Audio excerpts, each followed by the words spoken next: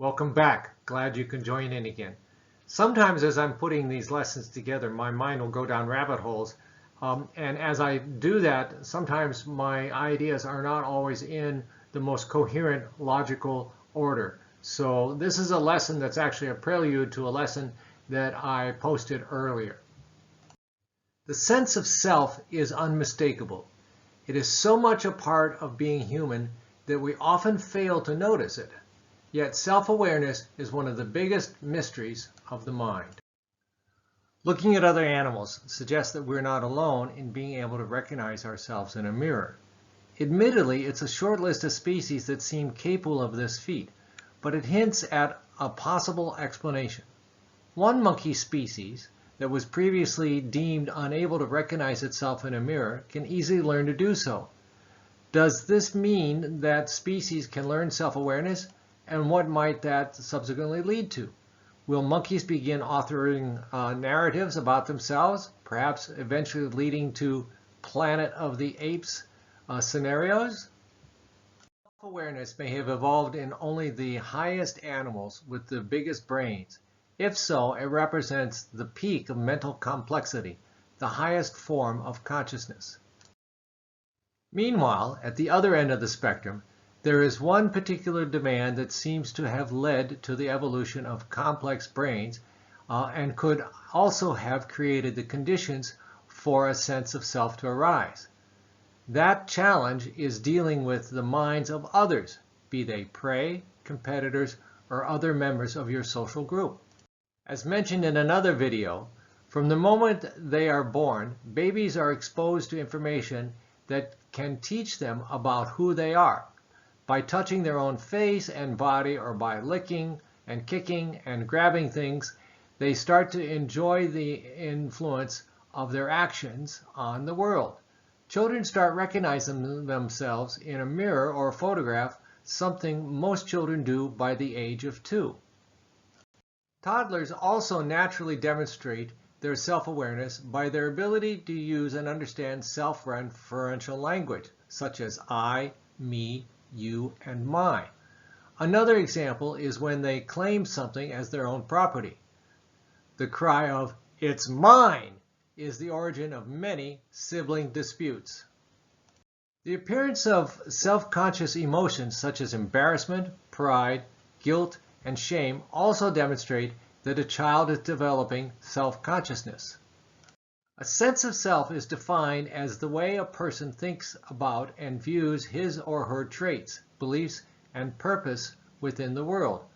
When it comes to understanding what makes up your sense of self, there are 3 aspects to consider: self-concept, self-esteem, and ideal self. We have already established that language is the hallmark of humanity. It allows us to form deep relationships and complex societies. But we also use it when we are alone. It shapes even our silent relationships within ourselves. Inner speech develops alongside social speech.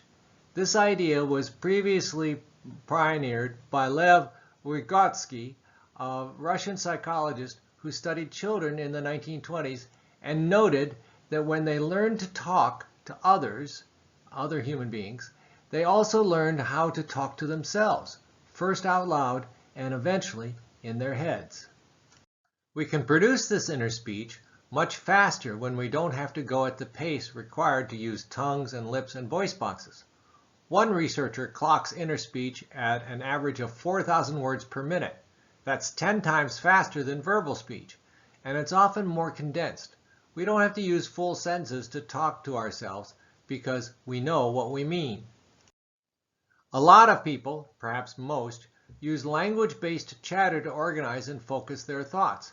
However, it turns out that some people don't have this kind of inner monologue at all.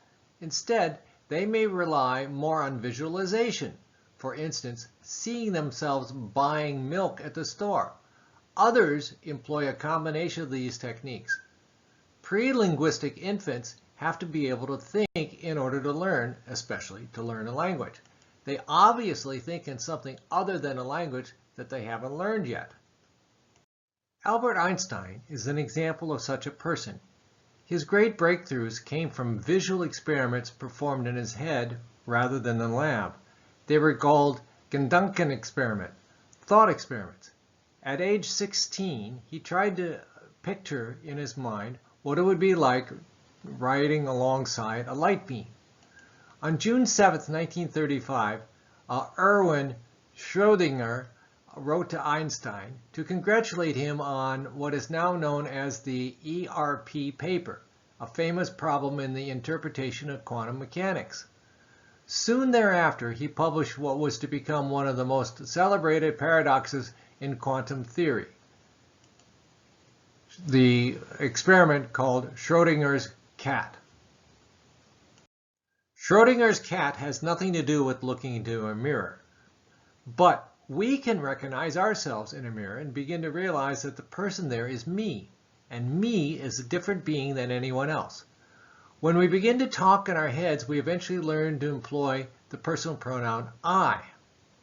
But who are me and I? We'll talk about this in next lessons. Thank you very much for your kind attentions. It's a privilege and honor to do these lessons for you. Please be kind, generous, thoughtful, reflective. Please use your hearts and minds for good and useful purposes, and stay healthy.